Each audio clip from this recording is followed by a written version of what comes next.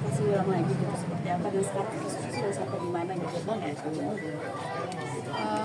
Awalnya saya sedang bekerja di situ tanggal 17 Oktober 2024 jam 9 malam.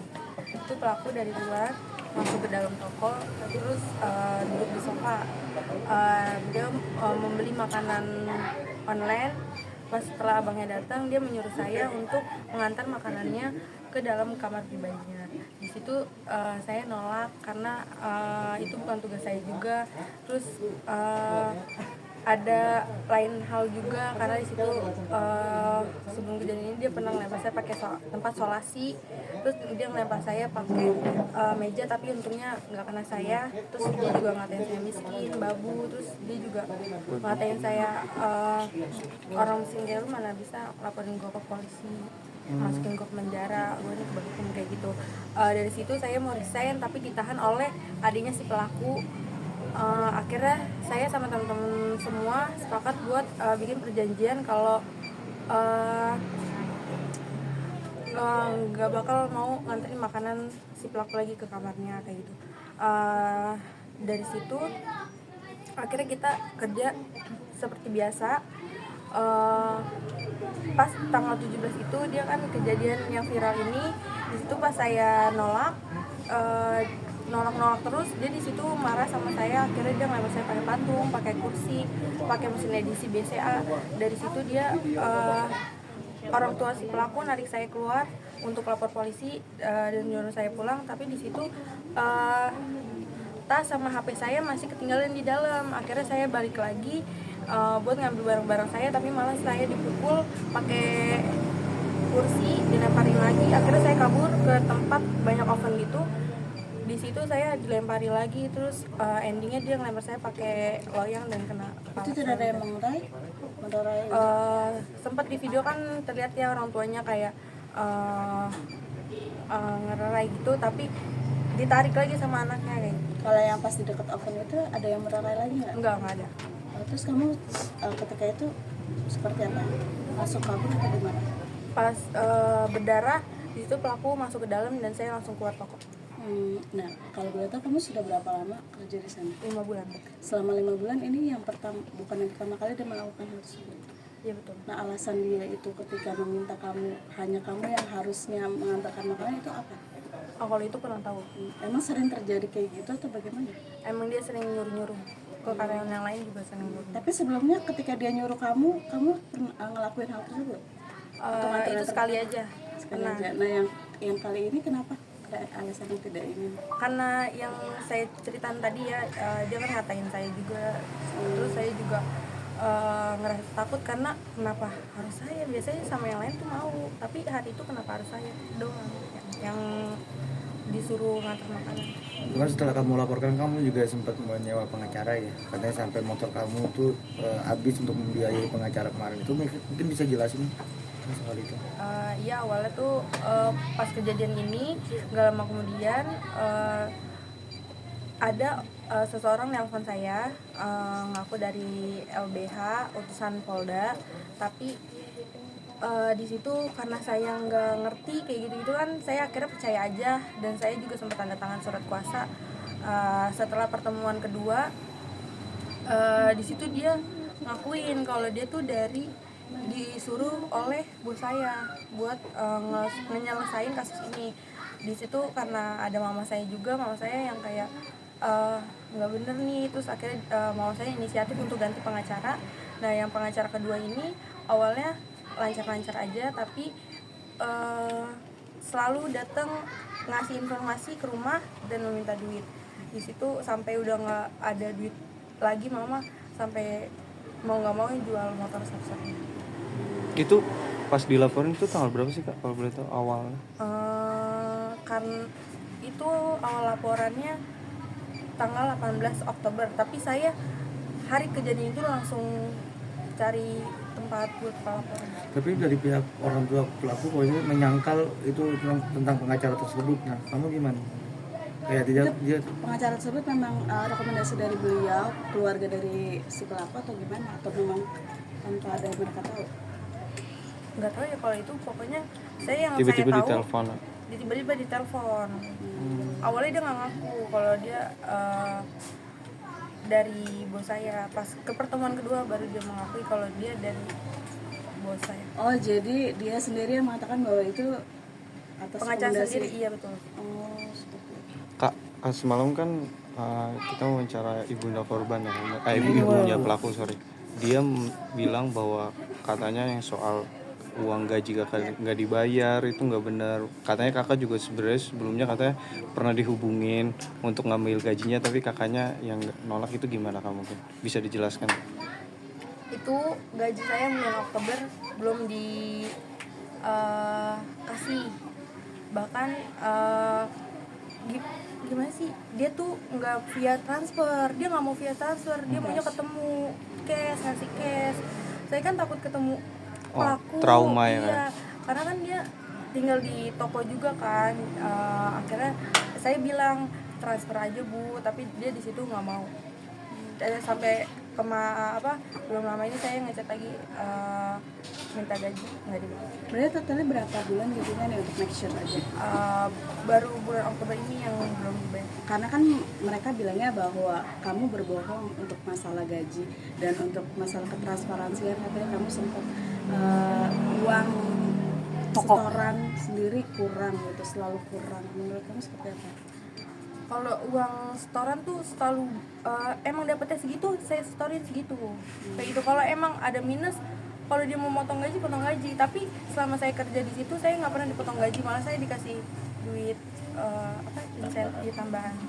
Kak, terkait katanya kamu tuh kalau misalkan dikasih tahu itu katanya suka jawab juga gitu sama ibunya, mungkin seperti apa kak? Terus juga katanya pemalas, melawan gitu, gimana kak? Mungkin diklarifikasi. Jadi dia tuh selalu kayak kok duitnya segini doang, kok dapetnya segini doang gitu.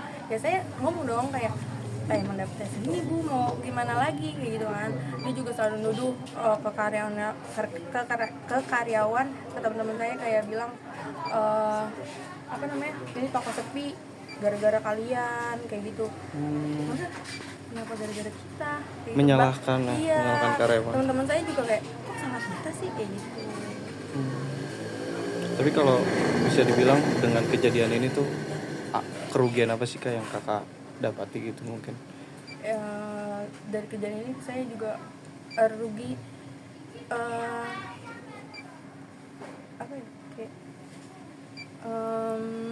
Materi ya materi kayak gitu.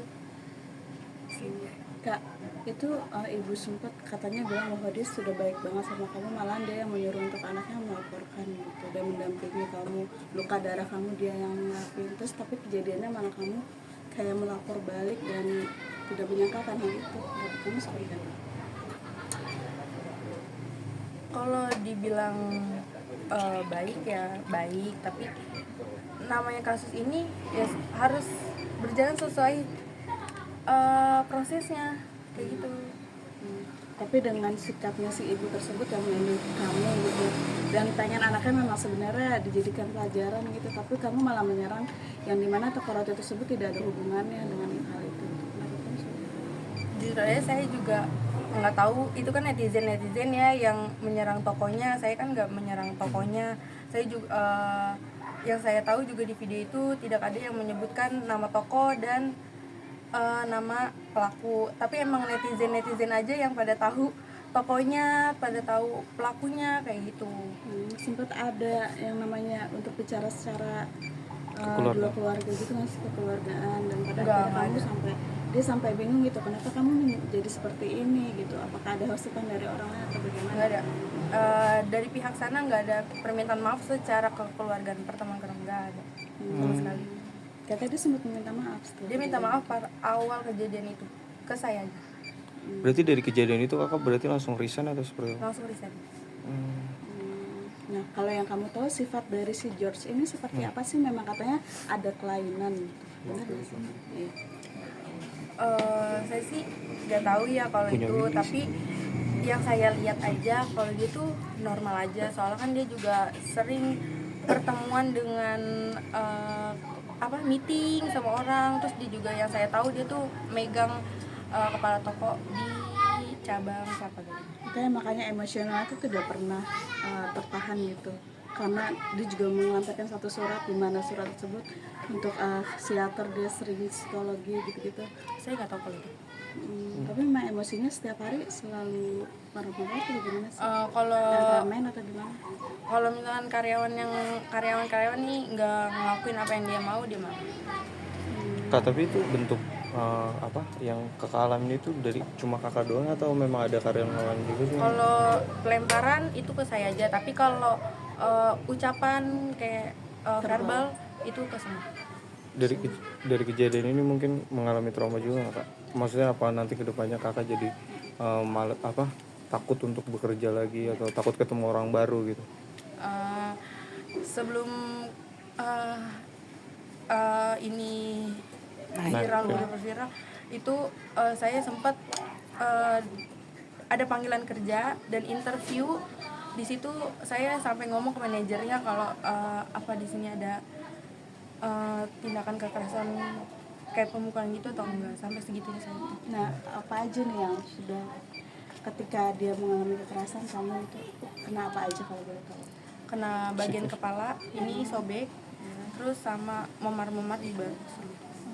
Mesti dijahit juga nggak ketika itu? Harusnya dijahit, tapi karena saya takut ya, jadi saya nggak jahit. Sampai itu tuh masih ngocor-ngocor terus. Darahnya ini masih ada bekasnya, nggak boleh dikasih tahu nggak sih?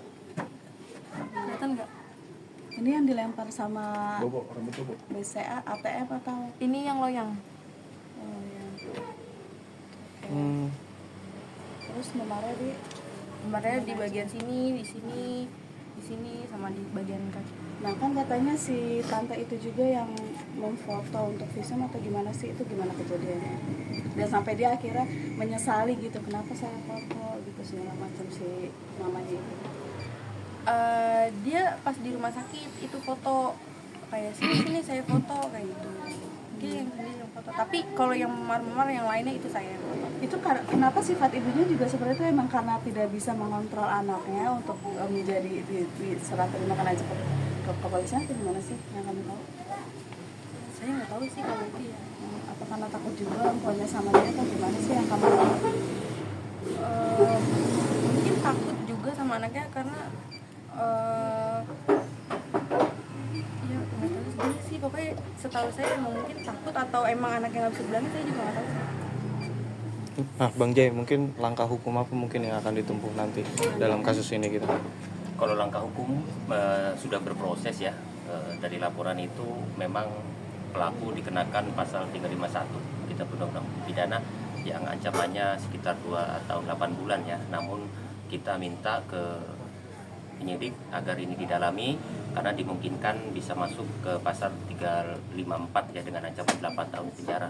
Karena bagaimanapun ini penganiayaan dilakukan dengan terus-menerus dari September ya, Oktober juga. Jadi mudah-mudahan itu menjadi pertimbangan pihak Polres Jakarta Timur. Jika mereka minta asesmen segala macam karena katanya sakit yang dialami dari pelaku tersebut, bagaimana Bang?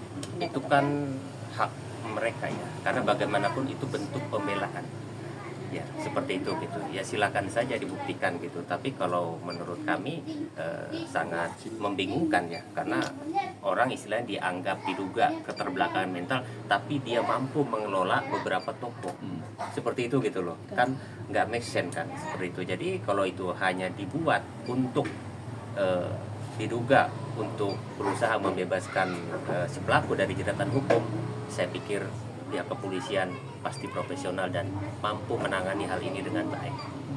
Kalau harapan dari kakak sendiri mungkin untuk kasus ini apa, Kak? Saya harap kasus ini nggak akan terjadi lagi kepada siapapun. Buat teman-teman yang di luar sana yang sempat komen-komen juga, mungkin yang pernah mengalami sama seperti saya juga, jangan takut untuk membuka suara, karena biar kasus ini tuh nggak terjadi selanjutnya. Komen dari teman-teman kamu yang di toko masih ada gitu, masih begitu, itu seperti apa dengan kamu bersikap seperti ini? Ada ketakutan juga nggak atau gimana? Keluhan. Ya. Ada yang takut juga, takut kayak pencemaran nama baik kayak gitu, karena bos saya juga sempat ngancem juga ya ke saya kayak kalau video yang nggak dihapus itu saya bakal laporin kamu ke polisi. Tapi itu chatnya dihapus sama Mungkin masih dia. ada video baru juga tuh yang dia ngamuk-ngamuk juga tuh. Itu yang kejadian gimana? kedua yang kata saya bilang. Oke. Kamu traumanya seperti apa nih sampai sekarang yang kamu rasakan? Saya sangat-sangat trauma ya, sampai saya tuh abis kejadian itu tidur saya tuh selalu pagi, kayak jam 10 pagi ya, itu selalu kayak gitu. Terus punya ketakutan, cemas kayak gitu. Oke, Tambahan? yuk Oke. Kasih Bang. Kak, Mau lihat mau Kak nanti